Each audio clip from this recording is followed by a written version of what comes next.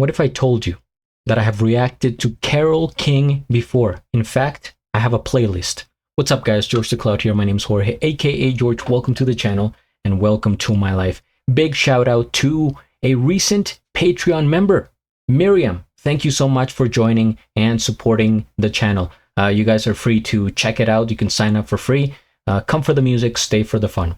And so we have Carole King, Nightingale from 1975. I don't know why, but I've gotten so many requests from like this specific time, like mid 70s. In fact, I just watched Boston Peace of Mind, which came out in 1976. So it's like I feel like I'm time traveling to that decade, and then it's hard to come back. Sometimes I ask myself, should I come back to 2025 after, enjoying the music from there?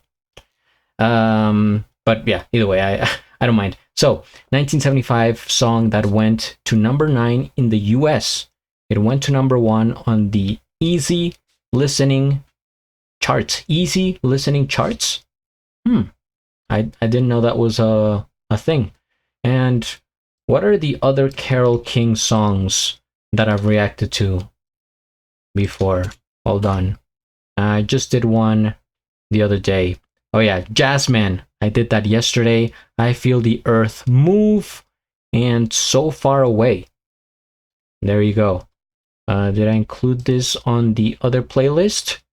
See, I have a timeless and classic playlist, which are songs from the 70s and before, in case you're also interested. I have so many playlists that it's insane. Anyway, grab some popcorn, fill up your water, put your headphones on.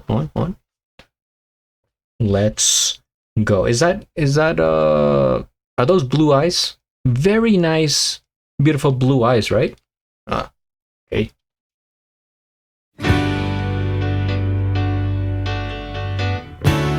Nightingale.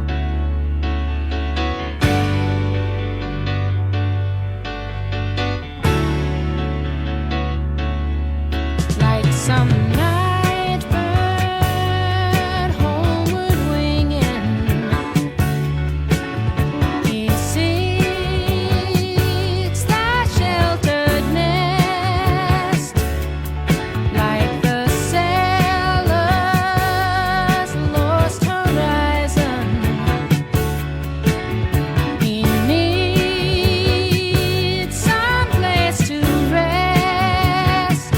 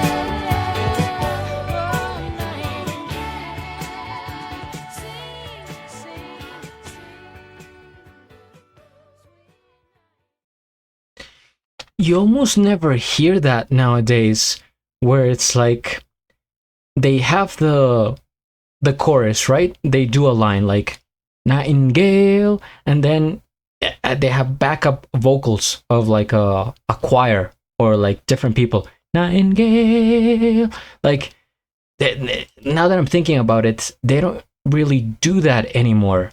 And it's a shame. First things first, we hit the like. I am subscribed to, and I subscribe actually to this channel who posted this, and I am already subscribed to her channel, and I'll have a link of the original video down in the description below. I have to say all this, right? So you guys know that you can click on the original video and check it out and support Carole King. So, wow. Okay, this has such combination of different sounds. When I was listening to it, I was thinking of like, okay, this is mid 1970s, probably disco era, right? Bee Gees are hot and all these like disco artists, but at the same time, this has more of a Motown kind of vibe. I also heard a little bit of jazz. It's like a little bit like funky jazz, but not like a jazzman, right? That was just like very like saxophone, like in your face. This one was more laid back, easy to listen to, if you will. And I enjoy how it had like a combination of all those, even pop, I guess, before pop existed.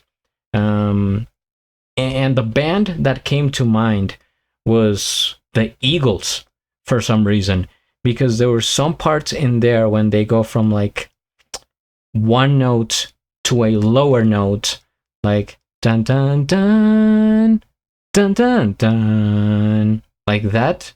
It reminds me a lot of that band, which is, you know, one of the greatest of all times. And I wonder if they ever like had a collaboration that crazy, right? Because nowadays it looks like everybody's going with everybody.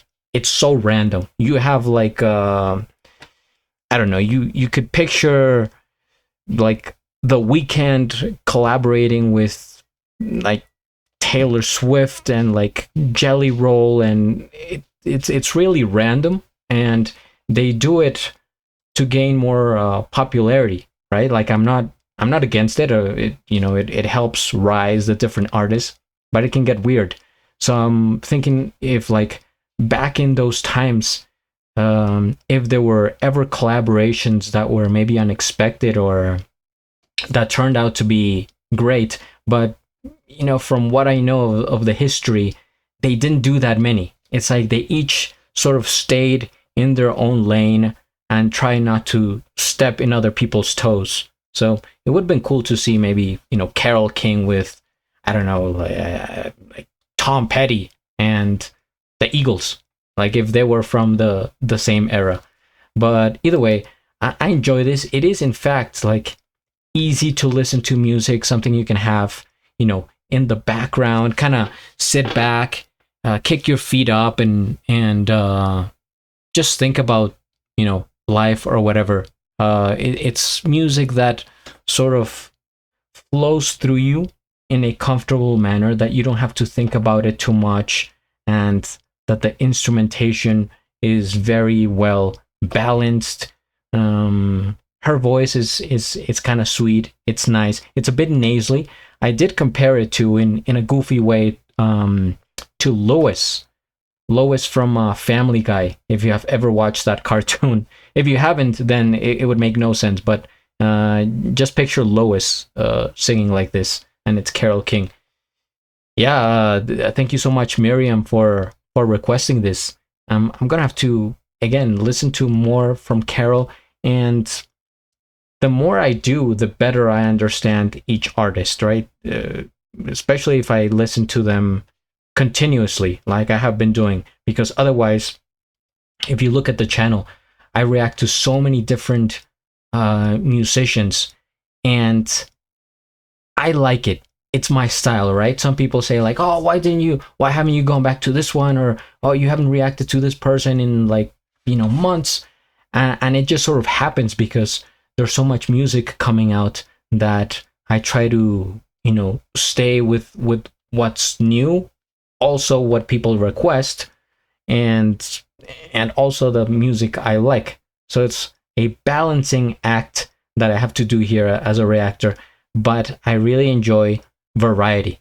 So it may be some time before, from one artist to the other, maybe months go by, etc. But it doesn't mean I forget them or I don't like to listen to them anymore. It's just there's so many that, it's hard to do it, consecutively. But either way, thank you guys for watching. I appreciate it. Hit the like, subscribe, and at the end, do a flip. Till the next.